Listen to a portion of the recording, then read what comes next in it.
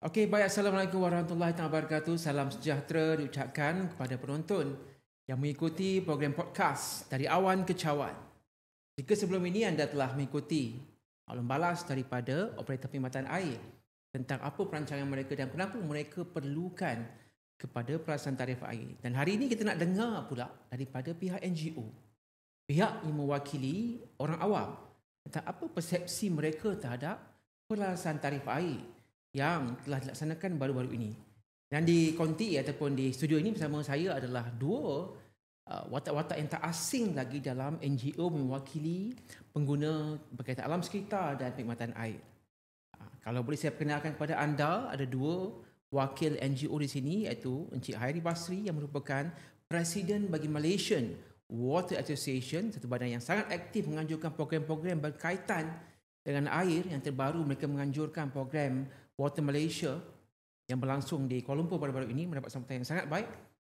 Yang kedua adalah seorang watak yang sangat prominent dalam menyuarakan hal-hal berkaitan alam sekitar yang mewakili pertubuhan alam sekitar Kuala Lumpur dan Selangor ataupun KL Eco Nights bersama Encik Amlir Ayat yang juga merupakan seorang aktivis terhadap alam sekitar, turut menyuarakan pandangan beliau tentang kemaslahatan air kepada rakyat Malaysia. Jadi mari kita teruskan bersama-sama untuk siri ketiga dari Awan ke Cawan, podcast khas tentang perkhidmatan air. Baik, kita akan teruskan untuk memperkenalkan panelis kita di dalam studio ini. Mungkin boleh perkenalkan tuan-tuan dan tuan-tuan kepada para penonton kita. Boleh perkenalkan diri kepada para penonton program dari Awan ke Cawan. Silakan. Terima kasih Tuan Moderator. Assalamualaikum. Salam Malaysia Madani. Terima kasih kerana menjemput Persatuan Air Malaysia untuk saya mewakili MWA untuk sama-sama kita berada dalam rancangan ini. Saya rasa untuk kita bincangkan satu topik yang sangat perlu untuk kita sampaikan kepada pengguna dan masyarakat di luar sana berkaitan dengan kepentingan air dalam kehidupan kita dan bagaimana kita harus memainkan peranan untuk sama-sama kita memastikan bukan air terawat yang kita ada itu adalah mampan untuk masa kini dan juga untuk masa yang akan datang. Seterusnya kita dengar juga daripada seorang lagi panelis kita iaitu Encik Amlir Ayat. Silakan tuan. Okay, Assalamualaikum, salam madani. Saya Amlir Ayat daripada Eco Nights. Eco Nights merupakan sebuah NGO yang terlibat dalam kita menumpukan perhatian kepada usaha-usaha pendidikan ke arah kemampanan. Jadi program-program ini kita jalankan bukan sahaja di sekolah-sekolah tetapi juga dalam kalangan awam. Baik. Terima kasih. Saya akan ajukan beberapa soalan kepada kedua-dua panelis ini, di mana soalan-soalan yang akan saya ajukan boleh dijawab oleh kedua-dua panelis yang ada dan menyentuh tentang pelaksanaan hari ini yang paling basic lah yang kita dengar selalu. Pelaksanaan telah pun diumumkan berkuasa pada Ogos dan majoriti operator memilih untuk melaksanakan pada September. Ada juga yang buat keputusan untuk melaksanakan kemudiannya. Dari pihak operator mereka telah pun mengeluarkan kenyataan mereka. Dari pihak NGO sendiri, kita nak dengar daripada pihak NWA dan pihak Eco Nights sendiri.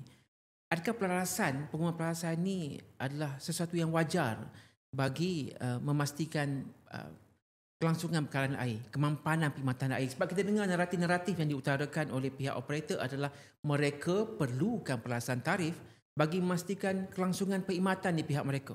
Kerana keadaan kewangan dan ekonomi yang ada tak memungkinkan mereka untuk mengekalkan perkhidmatan sekiranya berterusan begini. Jadi di pihak NGO sendiri, adakah melihat bahawa pelarasan melalui ETP2 yang dilaksanakan baru-baru ini adalah satu yang sepatutnya dilaksanakan lebih awal ataupun bagaimana? Silakan tuan. Saya rasa jawapannya agak mudah. Sudah pasti jawapannya ialah ya. Kerana kami di MWA, kita mewakili profesional yang terlibat secara langsung dalam industri air di Malaysia. Jadi kita melihat ini sesuatu yang amat sebenarnya kita tunggu-tunggu. Kita harus faham bahawa tarif yang telah diselaraskan itu bukan setakat untuk operator air sebenarnya. Tapi itu adalah untuk kelangsungan industri bukan air secara keseluruhannya. Jadi kita harus faham bahawa industri air mempunyai peranan yang penting di dalam sektor pembangunan ekonomi negara. Walaupun duit adalah bukan segala-galanya dalam kehidupan, tapi kita perlukan duit dalam banyak perkara. Jadi saya fikir industri air perlukan kewangan yang lebih kukuh untuk kita memastikan kesinambungan dan kemapanan industri air kata untuk generasi kita dan juga generasi akan datang. Kita juga harus ingat bahawa banyak perkara-perkara yang tidak dapat kita lakukan di masa yang lalu. Contohnya penukaran pipe yang sentiasa tertangguh, yang perlu kita lakukan sekarang. Jika tidak, kos akan terus meningkat. Jadi bilakah masa yang sesuai untuk kita buat perkara-perkara seperti ini? Dan masanya itu adalah sekarang. Kita tak boleh tangguh lagi. Betul.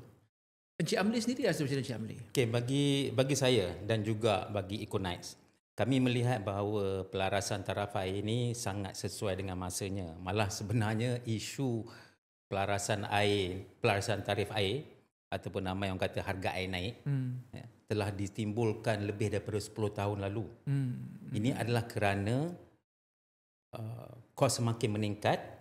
Tapi salah satu lagi sebab kenapa isu ini dinaikkan kerana ramai yang menganggap bahawa air ni terlampau murah sehingga kan orang Malaysia ni tidak menggunakan air secara bijak. Betul. Mereka membazir air dan sebagainya. Dan walaupun setelah naik tarif ini kita dapati masih ada juga, bukan semua masih ada juga, masih ramai juga yang mengatakan air masih murah.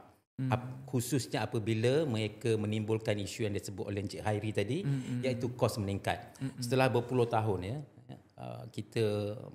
kita mengenakan tarif yang sama, walaupun kos bukan setakat kos rawatan air, tetapi kos perkhidmatan air melalui pipe. Kita nak tukar pipe, kita tak boleh nak pakai pipe dulu pakai besi semua kan. Jadi mudah berkarat. Jadi kita nak gunakan pipe yang lebih baik, yang lebih kualiti, yang tidak mengganggu kualiti air. Jadi kesemua ini memerlukan belanja. Kos memang meningkat. Jadi saya rasa ia adalah satu perkara yang logik. Jikalau kita tidak sesuaikan tarif air untuk pihak awam dan juga industri dengan kos, maka lama-kelamaan kita akan menghadapi kerugian. Kita juga harus melihat bahawa pihak kerajaan juga menyediakan kemudahan bagi mereka yang mungkin berada dalam misalnya golongan B40, B40. Jadi mereka akan mendapat manfaat untuk diskaun lah umpamanya. Ya. Dan bagi saya ini sangat penting sebab apa, dalam sebuah negara ada beberapa perkara yang pihak kerajaan perlu perhatikan untuk diberi kepada masyarakat. Yang pertama, kesihatan dari sudut makanan dan air. Itu asas. Kerajaan mesti pastikan. Yang kedua, pendidikan. Yang ketiga, perumahan. Yang keempatnya ialah pengangkutan ataupun perhubungan. Semua ini saya lihat nampak ada trend di mana pihak kerajaan menumpukan perhatian kepada empat-empat aspek ini. Jadi untuk memastikan bahawa rakyat Malaysia ini sihat dan boleh menyumbang kepada negara, maka perlu disesuaikan tarif ini dengan kos yang ada. Jika saya boleh tambah, kita harus balik ke belakang 20 tahun. So bila kita mensutukan semula industri air negara kita, salah satu kita punya hasrat adalah untuk kita kata mencapai full cost recovery. Betul. Maksud full cost recovery ialah industri itu sendiri mampu untuk bergerak berdiri kaki sendiri tanpa ada bantuan daripada kerajaan. Betul. Jadi kita harus berbalik kepada konsep asal pengusaha semula industri air pada tahun 2005-2006. Maksudnya kita sendiri yang harus membayar kepada perkhidmatan yang kita terima. Betul. Termasuk pembangunan infrastruktur baru dan juga untuk menggantikan infrastruktur lama. Jadi ini asas yang kita harus bawa ke depan. Betul. Terima kasih kedua-dua ahli panel kalau dilihat di sini membawakan naratif yang sama, iaitu pelarasan tarif air yang berlaku baru-baru ini bukanlah benda yang sepatutnya diperbesarkan, kerana dalam industri air sendiri secara amnya memang memerlukan satu anjakan supaya dapat kekal sustain. Kalau kita dapat pandangan daripada Encik Haidari, dia kata full cost recovery, iaitu dia boleh berdiri dengan sendirinya. Dengan kata lain, sampai satu tahap tak perlu lagi melihat kepada satu kos yang dia terpaksa tanggung mengalami kerugian yang berpanjangan. Mungkin ramai yang tak tahu bahawa di negara kita, di Malaysia, industri perkhidmatan air bukanlah satu perkhidmatan yang menguntungkan. Ya? banyak kos-kos yang ditanggung sendiri oleh kerajaan negeri maupun operator, dan apa yang dikenakan kepada pengguna sekarang bukanlah kos penuh lagi. Masih belum kos penuh lagi. Jadi ada lagi sebahagian yang dibayar subsidi oleh kerajaan negeri dan ditanggung oleh operator. Jadi memang perlu nampaknya. Kalau ikut SPAN, Suruhanjaya Pemerintahan Negara, ketika penubuhannya mencadangkan supaya semakan tarif air ini dibuat 3 tahun sekali. Dan itu yang sedang dilaksanakan sekarang, mengembalikan keadaan ke atas landasan, iaitu setiap 3 tahun menilai semula tarif air semasa supaya kompetitif untuk operator meneruskan perkhidmatan. Kita pergi kepada aspek kedua, tuan-tuan. Kalau ditanya tentang pelaksanaan tarif air, dah tentu rakyat nakkan komitmen daripada operator. Apa yang kami bayar dan apa yang kami akan dapat, expectation daripada pengguna. Operator telah menyuarakan pandangan mereka dan juga komitmen mereka telah diberikan. Kami akan buat itu, ini bagi memastikan bahawa perkhidmatan akan lebih baik dalam tempoh seterusnya, sekurang-kurangnya 3 tahun mendatang. Sebelum tarif disemak semula, akan ada pelbagai fasiliti lain yang akan ditambah. Komitmen telah dinyatakan operator. Di pihak NGO sendiri, bagaimana pihak NGO melihat komitmen yang diutarakan? Adakah ianya satu yang realistik untuk dilaksanakan ataupun bagaimana? Bagi saya, komitmen ini perlu datang daripada kedua-dua pihak. Umpamanya pihak kerajaan, dia ada tugas dia, iaitu memastikan bahawa perkhidmatan air ini ataupun pengurusan bekalan air awam ini adalah lancar dan sempurna. Tetapi tidak ada kerajaan yang sempurna, tidak ada pentadbir ataupun manusia yang sempurna. Maka pihak rakyat juga, orang ramai juga harus menyumbang kepada perkhidmatan air yang lebih sempurna. Contohnya apa? Contohnya kalau ada sebarang kepincangan, kerosakan ataupun perkara-perkara yang perlu diperbaiki, maka mereka boleh menyampaikan ataupun menyuarakan pendapat mereka kepada pihak kerajaan ataupun pihak SPAN umpamanya jadi Malaysia. Satu lagi, kalau mereka nampak kes-kes pencemaran, mereka boleh laporkan kepada pihak-pihak yang berkuasa. Contohnya SPAN. SPAN pun setahu saya telah ada kuasa untuk penguasaan. Betul ya? Dan pihak Jabatan Alam Sekitar. Jadi kesemua perlu memainkan peranan penting. Jadi tak boleh kata, oh takkanlah pencemaran ni pihak Jabatan Alam Sekitar ataupun SPAN tak tahu. Kadang-kadang memang tak tahu. Sebab mungkin jumlah sumber manusia, sumber tenaga manusia itu tidak mencukupi untuk menangani masalah-masalah ini. Maka pihak kerajaan juga, dan saya lihat pihak rakyat ramai yang prihatin dan mereka melaporkan keadaan-keadaan ataupun kejadian yang mencemarkan sumber air ini kepada pihak kerajaan. Jadi saya ringkasnya, kedua-dua pihak patut memainkan peranan penting. Maksudnya komitmen, selain daripada komitmen yang dinyatakan oleh operator, komitmen juga diperlukan di pihak pengguna. Ya, saya rasa itu yang paling sesuai sekali. Apabila kedua-dua ataupun ketiga-tiga pihak ini, operator, kerajaan dan rakyat, mereka bekerjasama, maka insya-Allah kita akan boleh mencapai satu perkhidmatan air yang lebih mantap. Mungkin masih tidak sempurna, tetapi mantap dan memuaskan itu semua orang. Bukan setakat generasi sekarang, malah generasi akan datang. Inilah namanya kemampanan. Baik, Encik Hairi sendiri bagaimana Encik? Saya cuba tambah sikit apa yang Cik Amri, kawan saya cakap tadi. Kita begini, setiap water operator dia submit dia punya, kita panggil business plan kepada SPAN sendiri untuk kelulusan. Jadi SPAN sebagai regulator ataupun kita panggil sebagai polis air lah, betul. punya tanggungjawab juga untuk memastikan apa yang telah dirancang oleh operator-operator itu dilaksanakan. Betul. Jadi pihak SPAN boleh juga mewakili para pengguna untuk memastikan apa yang telah dirancang oleh operator itu dilaksanakan mengikut jadual, mengikut perancangan. Yang keduanya, kalau kita boleh lebih kita panggil terbuka, transparent di dalam kita berkongsi maklumat dengan para pengguna. Contohnya kalau saya tak silap di UK, kalau kita tengok dia di laman sesawang water operator, dia akan kongsikan apakah dia punya perancangan untuk 5 tahun akan datang. Mungkin kita tak boleh kongsi semua maklumat. Jadi kita mungkin boleh kongsi secara kata ringkasan. Apakah projek-projek atau penambahbaikan yang akan dibuat dalam tempoh 5 tahun akan datang.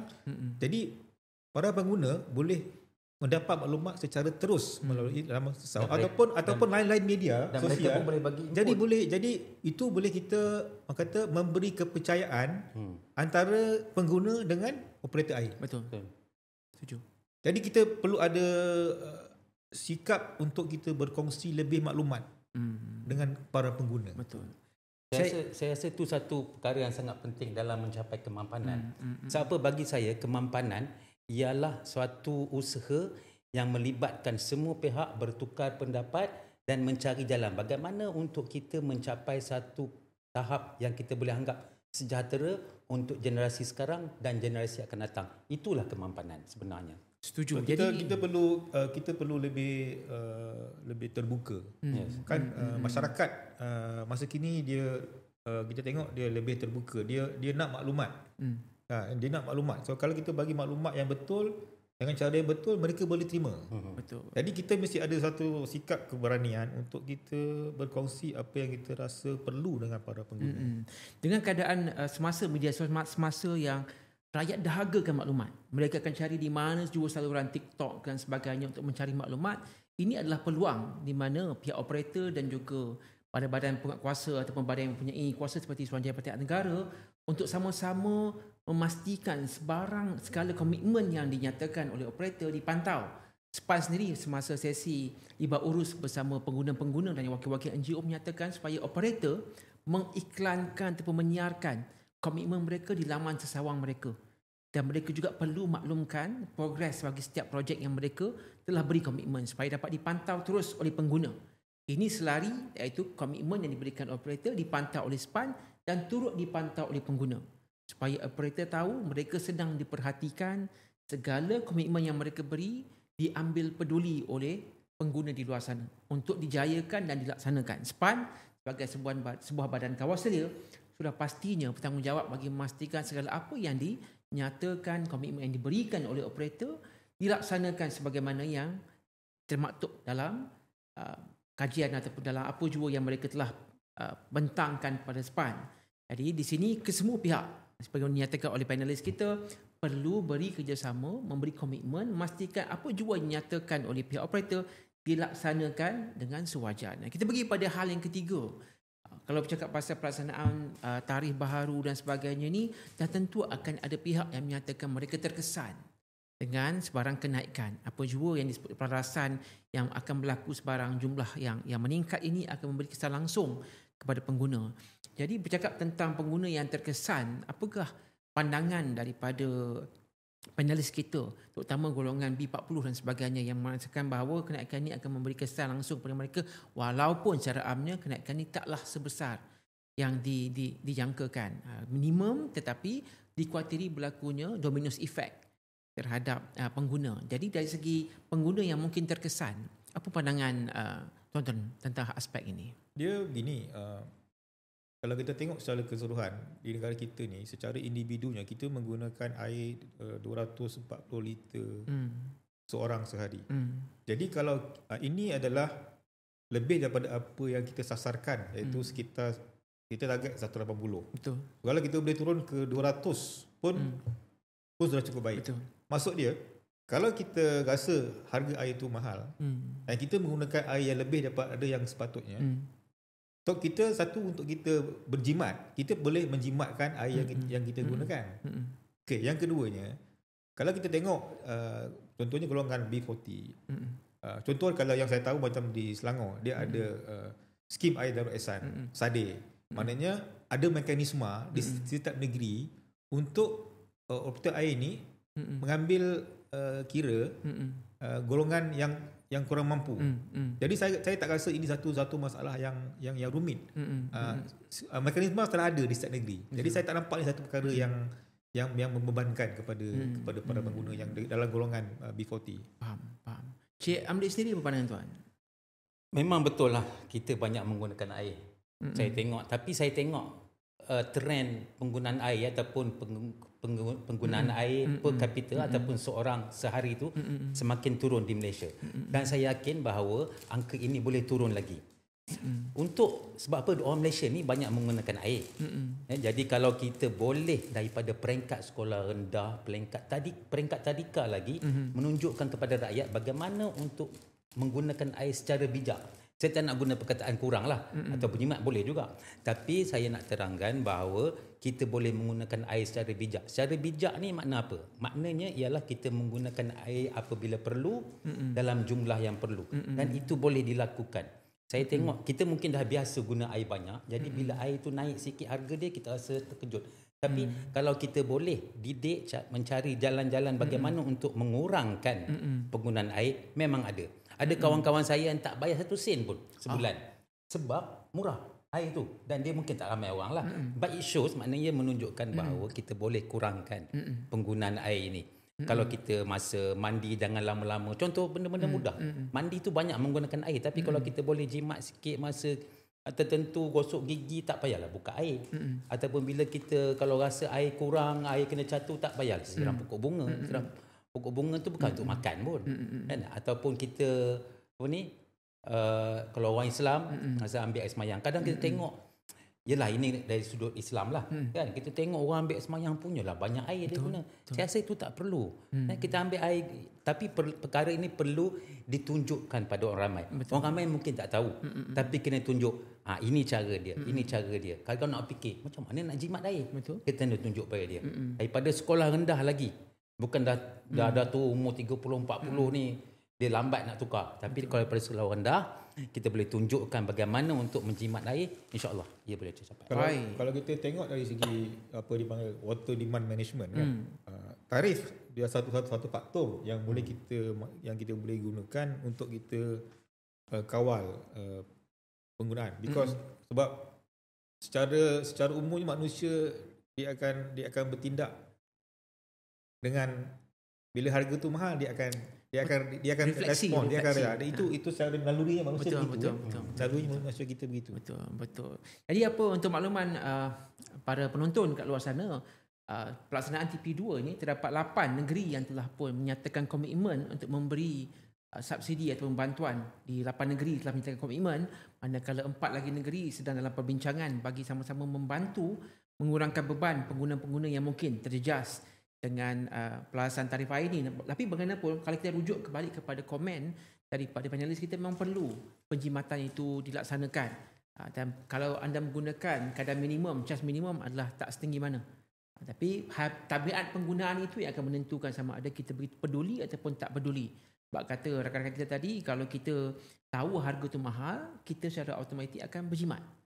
Contohnya kita beli minyak petrol dan sebagainya, kita harga mahal, kita akan sebolehnya menggunakan secara optimum supaya kita tak membazir wang kita, terpaksa beli semula dan sebagainya. Begitu juga dengan air, kalau kita gunakan secara bijak, dah tentu kita dapat jimatkan pembelanjaan bulanan kita. Berbalik kepada hal ini, adakah tuan-tuan rasa dengan langkah pelaksanaan tarif air ini secara tak langsungnya akan mengajak pengguna untuk menggunakan air secara bijak ataupun tak ada kaitan langsung? Naiklah macam mana pun, tabiat tetap macam tu juga ke macam mana sebenarnya? Saya tak pasti. Saya rasa kalau kita sekarang ni kita sangat popular dengan B40, M40, T40 kan. T20. Saya tak fikir akan memberi kesan yang besar kepada golongan M40 dengan T40. Kan? Mungkin dia akan memberi kesan kepada B40 yang mungkin yang B40 ke arah M40 yang mungkin dia kos hidup tu dia terkesan kan. RM10, RM20 pun dia akan peningkatan kos dia akan memberi kesan kepada dia kan. Jadi mungkin ini akan ada sedikit memberi kesan kepada golongan yang tapi saya rasa yang lain tu M40 tak ada apa-apa. Tak ada kesan. Still mungkin pada itu mungkin masih lagi negligible lah. Betul. Sebab ada pandangan bahawa cara kita nak mendidik ataupun nak ajak orang secara lembut ataupun paksa ini adalah bila kita kenakan harga yang lebih wajar ataupun harga yang ni, secara tak langsung dia mendisiplinkan kita, mahal ni kan. Jadi faktor tu mungkin praktis ataupun tak praktik dalam air ni. Cik Amri. Bagi saya, memang ada orang yang akan dimotivasi kan oleh orang panggil economic ataupun financial incentive, insentif ekonomi ataupun kewangan ini. Tapi bagi saya the first step, dia ada empat kaedah untuk mencapai participation ni, penyertaan orang ramai. Yang pertama sekali penguatkuasaan, itu short term. Betul. You saman. Sama ada dia akan committed selepas tu kita tak tahu. Setahu saya ramai orang yang kononnya environmentalist, tak ada yang jadi environmentalist sebab kena saman. Tak ada kan. Mereka adalah kerana kesedaran. Cara yang kedua ialah engineering, kejuruteraan. Maknanya kita menggunakan kaedah-kaedah teknikal untuk mengurangkan penggunaan air. Yang ketiga ialah economic incentive tadi, insentif ekonomi. Dan yang keempat, tapi yang bagi saya lah lebih berkesan dalam masa panjang ialah pendidikan. Sebab pendidikan ini dia meletakkan nilai dalam hati. Hati ni kalau kita dah okey, dah mantap, tak payah CCTV, tak payah orang saman. Betul. Dia akan buat benda tu kerana dia memang nak buat. Betul. Ya, jadi hati itu yang penting. Hati itu ataupun sikap itulah yang akan menentukan perangai, behavior kita. Betul. Jadi kalau orang ramai boleh diberitahu mengenai nilai, boleh dididik mengenai nilai air, value of water. Jadi kalau dia tahu value, dia letak value tu on top, dia akan buat apa saja untuk memastikan jumlah air itu tidak diguna secara tidak bijaksana. Yang kata lain, kesedaran tu penting ya. Kesedaran. Bukan setakat kesedaran je, tapi dia mesti power Iltizam lah. untuk Dia kata air tak boleh kacau. Kan. betul, Dia buka air semayang pun sikit je kan. Orang tengok kenapa sikit air nak habis ke? Bukan, memang aku sayang air ni. Tapi kalau saya boleh tambah sikit, apa yang kita perlu fokus ialah kesedaran. Saya setuju, tapi kita perlu buat kesedaran kempen dan benda secara yang berterusan. Betul. Tak boleh buat short term atau mid Tak boleh. term. Dia kita kena sentiasa buat. Setahun sekali tak boleh. Tak boleh. Dia tak boleh. Betul. Yang ni mungkin ini ada sikit kelemahan di dalam kita menguruskan kita punya. Itu span kena dengar. Kan. Setuju. Dia benda ni dia bersifat intangible. Tapi pakar dalam bidang ni dia boleh nilai berapa kita belanjakan wang untuk kempen, berapa kita akan dapat balik nilai itu. Betul. Tapi itulah yang susahnya ialah untuk menilai keberkesanan tu. Tapi pakar-pakar saya pernah mendengar satu seminar bagaimana pakar-pakar dari segi macam contoh dari advertising, marketing, macam mana dia kira berapa dia spend, berapa dia boleh ada cara dia. Advertising memang ada cara pakar dia. bab ROI lah ya. ROI dia Betul, macam mana dia nak buat. Betul. Jadi kita nak didik supaya pengguna taklah macam setengah pemandu jalan raya. Bila nampak AS dia slow. Bila dah lepas AS dia laju balik. Kan? Sebab nilai dia duit. Dia punya value duit. Dia nak Kan? duit. Betul. Accident tak accident dia tak kisah. Bila lepas kamera, alamak dah kena tangkap pula kan. Kat situlah. Tapi berbalik kepada hal ini, saya rasa pada akhirnya kita melihat kepada naratif yang dibawa pada pelaksanaan tarikh kali ini adalah keterjaminan bekalan air bersih. Kerajaan maupun operator membawa naratif bahawa pelaksanaan ini perlu bagi memastikan keterjaminan bekalan air bersih.